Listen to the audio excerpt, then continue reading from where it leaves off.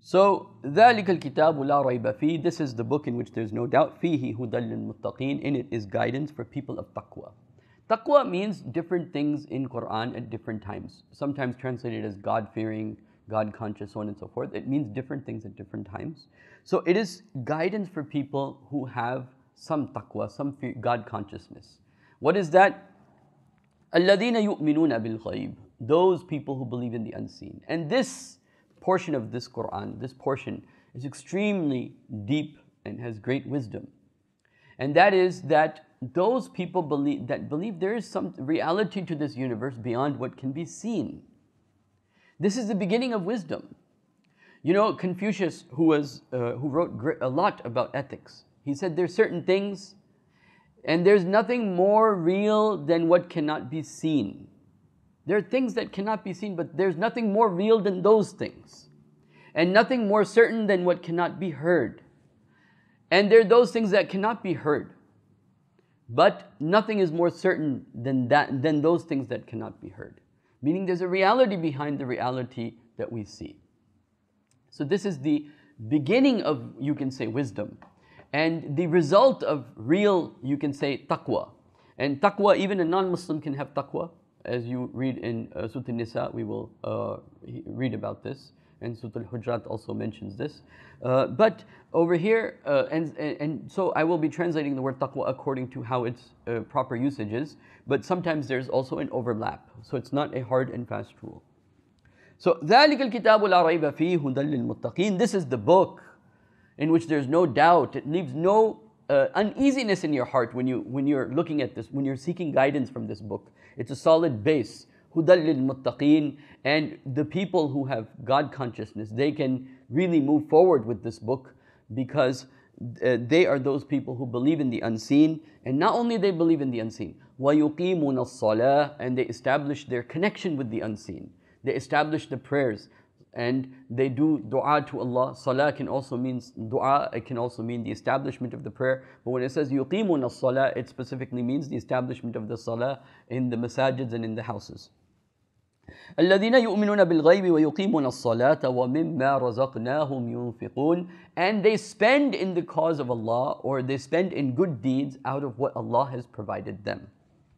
وَالَّذِينَ يُؤْمِنُونَ بِمَا أُنزِلَ إِلَيْكَ. And they believe in whatever, مَا أُنزِلَ إِلَيْكَ, whatever has been revealed to you. This will include both wahi khafi and jali. Whatever has been revealed to the Prophet ﷺ in terms of the Qur'an, which is wahi jali, and as well as wahi khafi, whatever the Prophet ﷺ says of his statements, وَمَا يَنْتِقُ عَنِ الْهَوَىٰ وَمَا أُنزِلَ مِنْ قَبْلِكَ. And whatever was revealed before.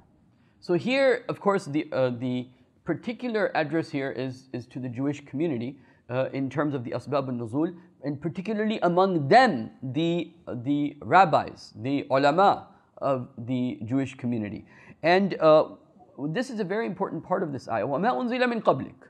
Because the knowledge that is given to us, we have athar, we have traces of that knowledge, of the books that we don't, for example, the Bible that we have is not the Bible. This is not Torah, or this is not Injil, this is not Zabur, this is all changed. But within that changed form is something of the truth. And this is why Allah subhanahu wa ta'ala says the word arafa. فَلَمَّا جَاءَهُمْ مَا عَرَفُوا بِهِ and مُصَدِّقًا لِمَا بَيْنَ يَدَيْهِ. And in Surah Al-Imran, I think we will read again, that when they hear from the truth, مَا عَرَفُوا مِنَ الْحَقِّ, when they hear what they knew of the truth, meaning there are parts of the Bible, for example, in the Psalms, in the Proverbs, in other places, when a person reads it, he feels a certain level of holiness and divineness because the traces of it are there. Some aspects of haqq are in those books, but they have also been changed. So, but from a scholarly perspective, the previous books are also very important for the ulama of today. The general rule is, just like the Prophet ﷺ said, لا نصدق ولا نكذب. We don't agree with them, we don't disagree with them. But in some ways, they're also very important. Because, for example, the tartib of the Anbiya. First Adam came, then Nuh came, and then so on and so forth. This tartib is not in our books. This tartib is given in the previous books.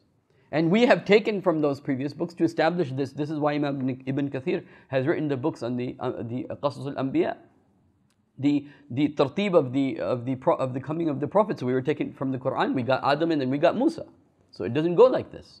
So the Qur'an doesn't give a chronological order. But the people of Bani Israel, they changed a lot of things, but some things they kept intact. So one of the things that they have for the most part kept intact is the tartib, is the order in which the prophets of Allah subhanahu wa ta'ala came. So it is important to believe that there was an original source, and then what we have today is مُصَدِّقًا لِمَا بَيْنَ يَدَيْهِ. It's something that you can confirm the truth with. It has something of that original message there. If you don't read even the Bible today, if you read the 4 Gospels today, particularly the Synoptic Gospels, if you read them today without imposing any theology upon them, then you can see the haqq that comes out very clear, and the message of Isa alayhi salatu wasalam is very clear and very bright, that he was never calling anyone to worship him, but he was calling to the kingdom of Allah. He was calling to the establishment of justice. He was calling for the people to establish the Torah. He himself kept the Sabbath. He himself established the Torah. He gave durus of the Torah in the synagogues, and so on and so forth. So, وَالَّذِينَ يُؤْمِنُونَ بِمَا أُنزِلَ إِلَيْكَ وَمَا أُنزِلَ مِن قَبْلِكَ وَبِالْآخِرَةِ هُمْ يُوقِنُونَ. Over here, there is an extra, وَأُولَٰئِكَ وَبِالْآخِرَةِ هُمْ يُوقِنُونَ. Hum here. They is also for emphasis, but more in terms of asbab al-nuzul. It's referring to the companions of the Prophet ﷺ, because those who believe in the hereafter, and also here there's a negation. Because as you will read in the ayahs further, that the people there, وَمِنَ النَّاسِ مَنْ يَقُولُ آمَنَّا بِاللَّهِ وَبِالْيَوْمِ الْآخِرِ. Amongst the people there are those who say we believe in Allah in the Day of Judgment. وَمَا هُمْ بِمُؤْمِنِينَ. But they don't believe. Some of the scholars of Islam, like Mullah Farahi and Mullah Islahi, have felt these ayahs are also referring to the hypocrites, but also in addition to the hypocrites, the ulama of Bani Israel. They're saying we believe in Allah in the Day of Judgment. We don't have a need to necessarily believe in the Prophet ﷺ. So over here Allah is negating it. وَبِالْآخِرَةِ هُمْ يُوقِنُونَ. Over here the companions are the ones who believe in the Day of Judgment. You don't have really faith in Day of Judgment, because Day of Judgment is the basis. It is the root from which the right actions take place. So when the right actions are not taking place, it means that there's some weakness in the faith of the Day of Judgment.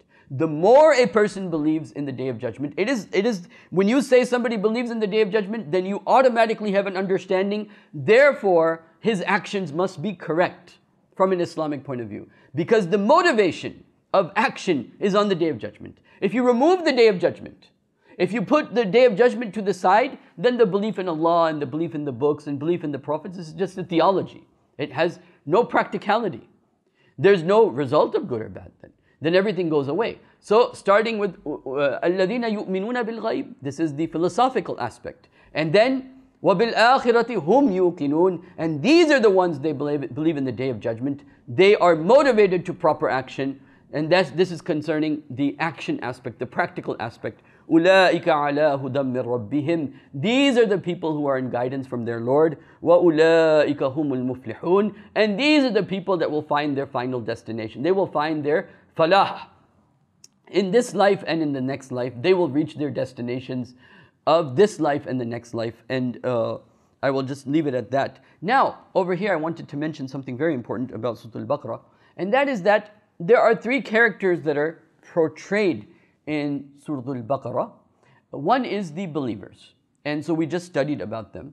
And the second group is the people who have been presented with the truth, like Abu Lahab and Abu Jahl and so on and so forth, Mughira. These people have been presented with the truth, but they have completely denied the truth. They have decided to, because of their interests, because they don't want to let go of their authority, don't want to let go of make the sacrifices. So because of this, their impulse is stronger than their ethics. You know, taqwa has to do with the ethics. So these are not people of taqwa. These are people who want to go with their immediate impulse, their immediate desires. And they have now denied the truth. And so now it is the same whether you warn them or don't warn them. But over here, أَأَنذَرْتَهُمْ, warning is warning with, not just warning, but warning with knowing, letting the people know the results of not adhering or not hearkening to the words of advice. So over here Allah subhanahu wa ta'ala says, إِنَّ الَّذِينَ كَفَرُوا سَوَاءٌ عَلَيْهِمْ. those people who are bent upon denying the truth. سَوَاءٌ عَلَيْهِمْ, it's all the same to them. أَأَنذَرْتَهُمْ أَمْ لَمْ تُنذِرْهُمْ, whether you tell them or you warn them of the consequences of their actions or don't. لَا يُؤْمِنُونَ, they cannot believe, they will not believe. خَتَمَ اللَّهُ عَلَىٰ قُلُوبِهِمْ. Also, so this is the disbelievers. Then this second group is the munafiqeen, but not exactly, because at this stage, when the Prophet is in Medina, and this is the beginning of the hypocrites. But over here, the Qur'an doesn't mention the word munafiqeen. That's going to come later in Qur'an. Over here, Allah only mentions about the potential munafiqeen, fi qulubihim maradun. In their hearts, is that disease of hypocrisy is now there. That potential is there.